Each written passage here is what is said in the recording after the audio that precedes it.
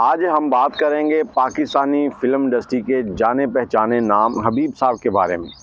हबीब साहब जिन्होंने पंजाबी फ़िल्मों में बहुत ज़्यादा काम किया और उसके साथ ही कुछ उर्दू फ़िल्मों में भी काम किया।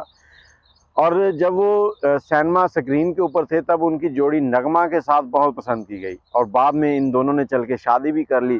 अब हबीब साहब की ज़िंदगी से एक ऐसा वाक़या आपको सुनाने जा रहा हूँ कि जो बहुत ही कह लें कि सबक आमोज़ भी है और एक अपनी नोयत का अजीबो-गरीब वाक़या है।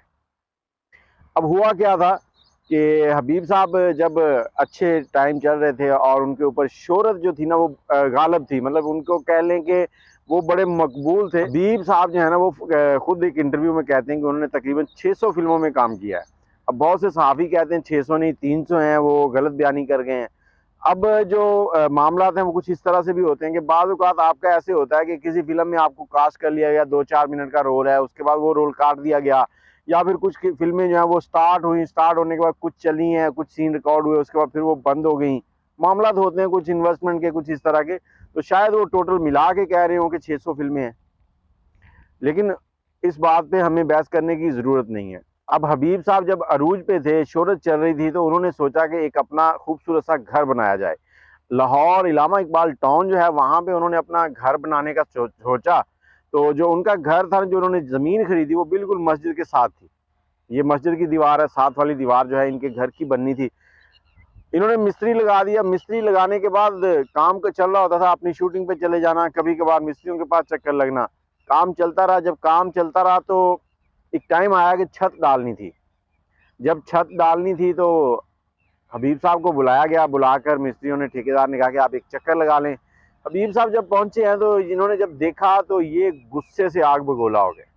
गुस्से से आग बगोला क्यों हुए कि उन्होंने, मिस्त्रियों ने जो थे ना, ठेकेदार वगैरह, उन्होंने इनके मकान की जो छत थी ना वो मस्जिद की छत से 3-4 ईंटें जो है ना वो ऊपर कर दी थी।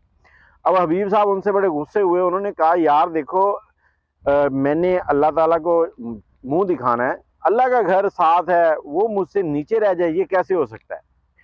अब ये बातें जो है ना, आप पुराने वक्तों में चले जाएं, आजकल पढ़ा लिखा नौजवान है और बेअदब है। पहले वक्तों में आप किसी गांव में जाते थे ना, तो अगर आप किसी बच्चे से या किसी से भी पूछते थे फलां शख्स का घर कौन सा है, तो वो आपको पहले अपने घर ले जाके पानी पिलाता था, फिर दूसरे के घर जाके पहुंचा के आता था, ये घर है जी उनका। और आज के दौर में क्या होता है कि आज के दौर में अगर आप किसी से एड्रेस पूछते हैं ना, तो वो आपको बजाय सीधा रास्ता बताने के उल्टा रास्ता बताता है कि आप घूमते रहो, खपते रहो।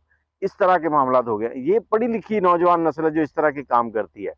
पहले लोग जो थे वो अनपढ़ थे लेकिन सुलझे हुए थे, सलीका था, घर से उनको तालीमात दी जाती थी कि किसी मेहमान के साथ किस तरह पेश आना है, आपने मोहल्ले में उठना बैठना किस तरह से है, आपका दीन क्या है, ये सारी चीज़ें बयान की जाती थी। अच्छा, हबीब साहब ने जब ये देखा बड़े गुस्से हुए।